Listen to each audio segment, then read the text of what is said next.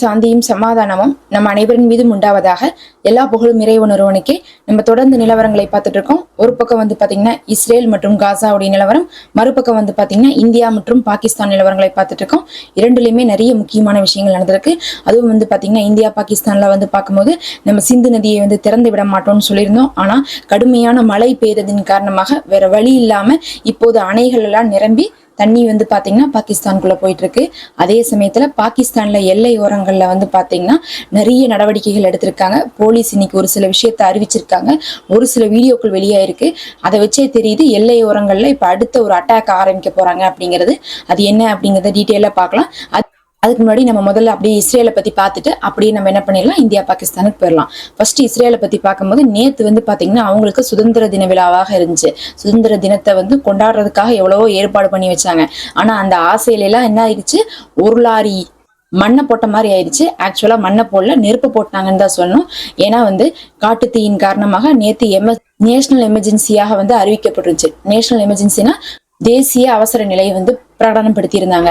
அதனால எல்லா பக்கமுமே ரொம்ப ஒரு கடுமையான கட்டுப்பாடோட தான் நேத்து ஃபுல்லா இஸ்ரேல இருக்கவங்க எல்லாம் நாளை கடத்தினாங்க. அதுல பார்க்கும்போது இஸ்ரேல் நேத்து நைட் ஒரு விஷயத்த கடைசியா சொல்லியிருந்தாங்க. அதை நம்ம அப்பவே சொல்லியிருந்தோம், இது நம்புற மாதிரி இல்லைன்னு சொல்லிட்டு. இன்னைக்கு மறுபடியும் அது ப்ரூஃப் ஆயிருக்கு. என்ன சொன்னாங்கன்னா 30 மணி நேரமா காட்டுத்தீ இருந்துச்சு, ஒரு வழியா நாங்க கண்ட்ரோல் பண்ணிட்டோம் அப்படிங்கிற மாதிரி என்ன பண்ணிட்டாங்க. ஃபர்ஸ்ட் இஸ்ரேல் ராணுவம் நேத்து மதியானத்துல இருந்து நைட் வரையுமே ஒரு மாதிரி தகவல் கொடுத்துட்டே இருந்தாங்க. ஆனா இப்ப தகவல் வந்திருக்கு. அவங்க போய் சொல்லிட்டு இருக்காங்க, காட்டுத்தீ இப்ப மறுபடியும் காத்து வேகம் எடுத்து மறுபடியும் பரவ ஆரம்பிச்சிருக்குன்ட்டு. இது பார்த்தா இஸ்ரேலுடைய மேரி ஊடகத்திலேயே என்ன பண்ணிருக்காங்க, இந்த ஒரு செய்தியை போட்டிருக்காங்க. ஆனா அவங்க போடும் போது என்ன சொல்றாங்கன்னா 30 மணி நேரம் எரிஞ்சதை நாங்க கண்ட்ரோல் பண்ணிட்டாங்க இஸ்ரேலுடைய ராணுவம். ஆனா கண்ட்ரோல் பண்ணது இப்ப பலனளிக்கவில்லை. மறுபடியும் காற்று அதிகமாகி காட்டுத்தீ வேகமா பரவிட்டு இருக்கு. இன்னும் டெல் அவீவை நோக்கி பல பகுதிகளை நோக்கி வந்துட்டு இருக்குது அப்படிங்கக்கூடிய ஒரு விஷயத்த சொல்லியிருக்காங்க. ஆனா உண்மை என்னன்னா இஸ்ரேல் ராணுவம் கட்டுப்படுத்தவே கிடையாது. ஏன்னா நேத்து சாயங்காலம் பிரான்ஸ் ஒரு விஷயத்த சொன்னாங்க. அதை கேட்டாவே நமக்கு தெரிஞ்சிடும் அவங்க கட்டுப்படுத்தலன்ட்டு. என்ன சொன்னாங்கன்னா, பிரான்ஸ் நீங்க காட்டுத்தீயை கட்டுப்படுத்துறதுக்கு தேவையான பணத்தை நாங்க உங்களுக்கு கொடுக்கலான் இருக்கோம், அதனால உங்களுக்கு எவ்வளவு பணம் தேவைன்னு கேளுங்க அப்படின்னு இருக்காங்க. ஆனா அப்பதான் கொஞ்ச நேரத்துக்கு முன்னாடி என்ன பண்ணியிருந்தாங்கன்னா, இஸ்ரேல் காட்டுத்தீயை நாங்க கட்டுப்படுத்திட்டோம், இனி காட்டுத்தீக்கு வேலையே இல்லை அப்படின்னு சொல்லிட்டு அறிவிச்சிருந்தாங்க.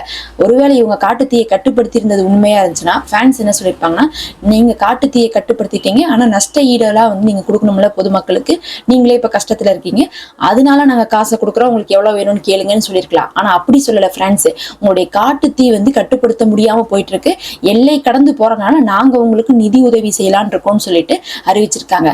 அப்ப அதுல இருந்தே தெரிஞ்சுக்கலாம் இஸ்ரேல்ல நேத்து கட்டுப்படுத்தவே கிடையாது. ஏதோ நேத்து கட்டுப்படுத்திட்ட மாதிரியும் மறுபடியும் நைட்ல இருந்து பெருசா வெடிச்ச மாதிரியும் பேசுறாங்க. இப்ப இன்னும் நிலைமை மோசமா போயிருக்குது. எந்த அளவுக்கு நிலைமை மோசமா போயிருக்குன்னா, 14 நகரங்கள்ல இருக்கக்கூடிய மக்கள் அனைவருமே காலியாயிருக்காங்க. ஆனா இந்த ஊடகங்கள்லாம் பார்த்தா எதுக்காகத்தான் இந்த இஸ்ரேலுக்கு இவ்வளவு சப்போர்ட் பண்றாங்கன்னு தெரியல.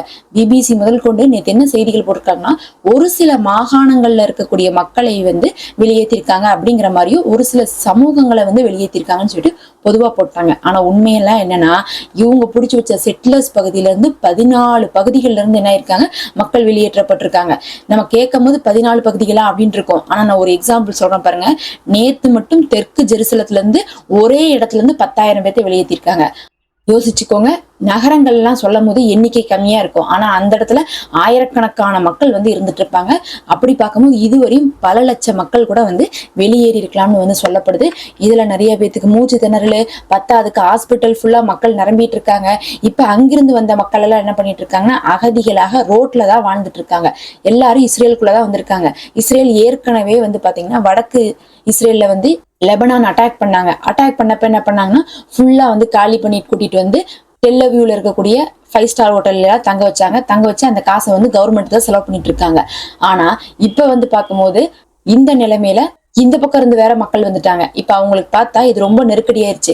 எப்படி காசா மக்களை இங்கிருந்தாங்க அங்கிருந்தீங்கன்னு துரத்துனாங்களோ அந்த மாதிரி இவங்களே விரும்பாட்டினாலும் சரி, அவங்க மக்கள் எல்லாமே ஒவ்வொரு இடத்துல இருந்து துரத்தப்படுறவங்க எல்லாம் எங்க வராங்கன்னா, டெல் அவீவுக்கு தான் வராங்க, வேற எங்கேயும் போக மாட்டாங்க. ஏன்னா தலைநகரத்துல மட்டும்தான் அவங்களுக்கு தேவையான உதவி கிடைக்கும். ஒரு கவர்மெண்ட் இருக்குன்னா அந்த கவர்மெண்ட் இப்ப இங்கெல்லாம் தமிழ்நாடுனா நம்ம சென்னையில தான் என்ன பண்ணுவாங்க, எக்ஸ்பெக்ட் பண்ணுவாங்க. அந்த மாதிரி ஒவ்வொரு இடத்துலயும் பாத்தீங்கன்னா அந்தந்த தலைநகரத்துல போயிட்டா மட்டும்தான் அந்த மக்களுக்கு அந்த உதவி கிடைக்குங்கிறக்காக செய்யறதுக்காக அகதிகள் எல்லாம் இப்ப அங்க கொண்டு போய் குவிஞ்சிருக்கவங்களுக்கு ஏற்கனவே வந்து ஹெல்ப் பண்ண முடியாம இருக்கக்கூடிய இஸ்ரேல் இப்போது ரொம்ப பரிதவிச்சுட்டு இருக்காங்க. இதனால என்ன ஆயிட்டாங்கன்னா டெல்லவியூல இருக்கக்கூடிய மக்கள் கொந்தளிச்சிட்டாங்க.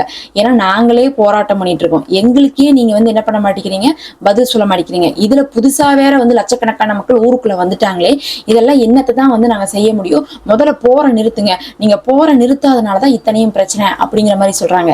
ஏன்னா அதுக்கு காரணமும் இஸ்ரேல் தான்.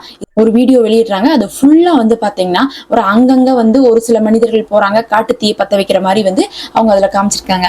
இது ஏஐ வீடியோவா இல்ல வந்து இவங்களே ஜென்ரேட் பண்ணாங்களா இல்ல வந்து இவங்க வந்து ஆள் வச்சு ஒரு சில இடத்த வந்து பத்த வச்சு இந்த மாதிரி வந்து காட்டுறாங்களான்லாம் தெரியாது. ஏன்னா இஸ்ரேல் எப்பவுமே வந்து இந்த மாதிரி சித்தரிச்சு போட்டுட்டு அதை வந்து அங்க காசால இருக்கக்கூடிய போராளிகள் மேல பழிய போட்டுருவாங்க. இது நம்ம வந்து தொடர்ச்சியா பார்த்துட்டு இருக்கிறதா. ஆனா இது உண்மையா நடந்ததா இல்ல வந்து இவங்களே வந்து கிரியேட் பண்ணதான்னு தெரியாது. அங்க வந்து பார்த்தா ஒரு 5 மனிதர்கள் அங்கங்க போறாங்க, காட்டு பகுதியில தீய பத்த வச்சுட்டு வந்துடுறாங்க. அந்த மாதிரி ஒரு வீடியோ வெளியிட்டு இருக்காங்க. இப்ப அவங்க இந்த வீடியோ வெளியிட்டது எதுக்காகனா இதை அப்படியே காசா மேல வந்து பழிய போட்டு இதை யூஸ் பண்ணி என்ன பண்ணலாம், அவங்க மேல இன்னும் தாக்குதல் பண்ணலான்ட்டு. ஆனா அது எப்படி மாறி இருக்குன்னா இஸ்ரேல்ல இருக்கக்கூடிய மக்கள் நீங்க அங்க தொடர்ந்து அடிக்கிறதுனாலதான் அவங்க இந்த மாதிரி நமக்கு பிரச்சனையை கொடுக்குறாங்க, முதல்ல நீங்க போற நிறுத்தினாதான் இதெல்லாம் பதிலுன்னு சொல்லிட்டு அப்படியே மக்கள் வந்து அந்த கோவத்தை வந்து மறுபடியும் இஸ்ரேல் மேலதான் காட்டுறாங்க. இஸ்ரேல் நினைச்சாங்க இது அப்படியே அந்த பக்கம் கோவமா மாறும், போராட்டம் செய்யறவங்க எல்லாம் என்ன சொல்லுவாங்கன்னா அவங்களெல்லாம் நீங்க விட்டே வைக்க கூடாது, அவங்கனாலதான் காட்டு தீ வந்துச்சுன்னு சொல்லிட்டு கொந்தளிப்பாங்கன்னு நினைச்சாங்க. ஆனா அந்த கொந்தளிப்பு திருப்பி வந்து நெத்தனியா பக்கமே திரும்பிட்டு நீங்க சும்மா இருந்தா அவங்க ஏன் இதெல்லாம் செய்ய போறாங்கிற அளவுக்கு மக்கள் அங்க சொல்லியிருக்காங்க. பாத்துக்கோங்க, 14 ஏரியாக்கள் ஃபுல்லா காலியா இருக்குது. 10க்கு நேத்து நம்ம சொன்னோம் 7000 ஏக்கர்கள் காலியாச்சுட்டு, இப்ப 7000 இல்லையாமா, அதுவும் வந்து பார்க்கும்போது 15,000 ஏக்கரை தாண்டி போயிட்டு இருக்கு. 15,000 ஏக்கர் தீல கருகி இருக்குன்னா இஸ்ரேல்ல அந்த புடிச்சு வச்சிருக்கக்கூடிய பகுதியில 90% போயிருக்கும். அந்த அளவுக்கு ஒரு பேரிழப்பை சந்திச்சுட்டு இருக்காங்க. கொஞ்சம் கூட காத்து ஓயில அதிகமாயிருக்குன்னு இன்னைக்கு சொல்லியிருக்காங்க, ஓஞ்சது அதிகமாயிருக்குன்னு இருக்காங்க. அப்படின்னா இனி வரக்கூடிய நாட்கள்ல இன்னும் தரமான சம்பவம் எல்லாம் வந்து இஸ்ரேலுக்கு காத்திருக்குன்னு அர்த்தம். அப்படியே நம்ம இங்க முடிச்சுட்டு கொஞ்சம் இந்தியா பாகிஸ்தானையும் பார்த்தலாம். இப்ப பாகிஸ்தானுடைய எல்லை ஓரத்துல என்ன நடந்துட்டு இருக்குன்னா அந்த எல்லை ஓரங்கள்ல இருக்கக்கூடிய அந்த லைன் ஆஃப் கண்ட்ரோல்னு சொல்லக்கூடிய இடம், அதாவது பாகிஸ்தானுக்கும் இந்தியாவுக்கும் நடுவில் இருக்கக்கூடிய அந்த ஏரியாலாம் இருக்கும் பாருங்க, அந்த இடத்துல எல்லாம் வந்து அனௌன்ஸ் பண்ணிட்டு அந்த இடத்துல எந்த ஒரு ஏர்லைன்ஸ் எதுவுமே வந்து விமானங்கள்லாம் பறக்க விடாம அந்த இடத்துல ட்ரில் எக்ஸசைஸ் எல்லாம் எடுத்துட்டு இருக்காங்க. ட்ரில் எக்ஸசைஸ்னா இந்த வான் தாக்குதலுக்கு தகுந்த மாதிரியான விஷயங்கள், போர் விமானங்களை ஓட்டி பார்க்கறது, இதெல்லாம் வந்து பாகிஸ்தான் வந்து ரொம்ப தீவிரமா எடுத்துட்டு இருக்காங்க. அதே மாதிரி கடல் வழியிலையும் வந்து பார்க்கும்போது அரேபியன் சீ கிட்ட அங்கேயும் வந்து எக்ஸசைஸ் எடுத்துட்டு இருக்காங்க. கடல் வழியாக தாக்குதல் பண்ணா எந்த இடத்துல எல்லாம் தாக்குதல் பண்ணுவாங்களோ அங்க போய் நின்று நல்லா வந்து என்ன பண்ணிட்டு இருக்காங்கன்னா அவங்களும் வந்து அந்த மாதிரியான சண்டைகள்லாம் வந்து செய்து பயிற்சி எடுத்து வீடியோக்கள் வெளியிட்டு இருக்காங்க பாகிஸ்தான்ல. இது ரெண்டுக்கும் மேல ரொம்ப முக்கியமான விஷயம் என்னன்னா பாகிஸ்தானுடைய எல்லை ஓரங்கள்ல இருக்குல்ல, அங்க இருக்கக்கூடிய 10,000 மதரசாக்களை காலி பண்ண சொல்லியிருக்காங்க. 10,000 மதரசாக்கள்னா உங்களுக்கே தெரியும், மதரசாக்கள்னா வந்து ஃபுல்லாவே வந்து அரப் பேஸ்டா இருக்கும். அதை ஃபுல்லாவே என்ன பண்ணிருக்காங்க, 10,000 மதரசாக்களுக்கு 10 நாள் லீவ் கொடுத்துருக்காங்க. 10க்கு அங்க இருக்கக்கூடிய ஏடிஎம் பேங்க் எல்லாம் க்ளோஸ் பண்ணிருக்காங்க. இதுல இருந்தே உங்களுக்கு தெரியும் அந்த ஒரு எல்லை ஓரங்கள்ல இருக்கக்கூடிய ஒரு குறிப்பிட்ட கிலோமீட்டர் ஃபுல்லாவே காலி பண்றாங்க அப்படின்னா என்ன அர்த்தம்னா எப்ப காலி பண்ணுவாங்கன்னா அந்த இடத்துல யுத்தம் வந்து நடக்க போகுது, நம்ம வந்து அந்த ஓரங்கள்ல இருக்கக்கூடிய மக்கள் பாதிக்கப்படுவாங்கன்னா மட்டும்தான் இதெல்லாம் செய்வாங்க. இப்படி எல்லையோரங்கள்ல செய்யறாங்க அப்படின்றாவே வந்து ஏதாவது ஒரு தகவல் கிடைச்சிருக்கலாம், ஏதாவது இந்தியாவில இருந்து கூட வந்து ஒரு சில விஷயங்கள் அவங்களுக்கு தெரிஞ்சிருக்கா அப்படிங்கக்கூடிய ஒரு கேள்வியும் வந்து எழுந்திருக்கு. ஏன்னா வந்து இந்தியால இருந்து தாக்குதல் பண்ண போறாங்கன்னு இருந்தா மட்டும்தான் எல்லையோரங்கள்ல இந்த அளவுக்கான ஒரு விஷயத்த வந்து முன்னெடுப்பாங்க. அந்த மாதிரிதான் வந்து என்ன பண்ணிட்டு இருக்காங்கன்னா பாகிஸ்தான் இப்போது அங்க இருக்கக்கூடிய ஏடிஎம், அதுக்கப்புறம் வந்து பார்க்கும்போது பேங்க், அதுக்கப்புறம் மதரசாக்கள் எல்லாம் வந்து லீவ் விட்டுருக்காங்க. அதோட சேர்ந்து வந்து அங்க இருக்கக்கூடிய பொதுமக்களையும் வந்து வீட்டை விட்டு வெளியே வரக்கூடாதுன்னு சொல்லிட்டு போலீஸ் வந்து அனௌன்ஸ் பண்ணியிருக்காங்க. இன்னும் முடிஞ்சா 2 மாசத்துக்கு வந்து உணவுகளை வந்து சேகரித்து வச்சுக்கோங்க, அதே மாதிரி பதுங்கு குழிகள் இருந்தா அங்க போய் தங்குவது வந்து சிறந்ததுன்னு இருக்காங்க. அப்ப இதையெல்லாம் பார்க்கும்போதே தெரியுது, 2 மாசம் வந்து உணவை சேர்த்து வச்சுக்கோங்கன்னு சொல்லும் போதே யுத்தத்தை நோக்கிதான் வந்து ஏதோ ஒரு விஷயம் வந்து சொல்லப்படுதுன்னு தெரியுது. ஒரு பரபரப்பான நிகழ்வுகள் தான் நடந்துட்டு இருக்குது. அதே நேரத்துல வந்து எல்லையோரங்கள்ல சண்டைகள் போயிட்டு இருந்தாலும் இன்னும் வந்து இந்தியாவும் எந்த ஒரு குறிப்பிட்ட ஏரியாவையும் குறிப்பிட்டு சொல்லல, இந்த இடத்துல இருந்து காலி பண்ணுங்க நாங்க இங்க தாக்க போறோம்னு சொல்லிட்டு சொல்லல. 2 பக்கமுமே நிறைய தயார் நிலைகள் போயிட்டு இருக்கு. இதெல்லாம் தான் நடந்துட்டு இருக்கக்கூடிய முக்கியமான நிலவரம். நம்ம அடுத்த ஒரு காணொலியில சந்திப்போம். தொடர்ந்து இணைந்திருங்க.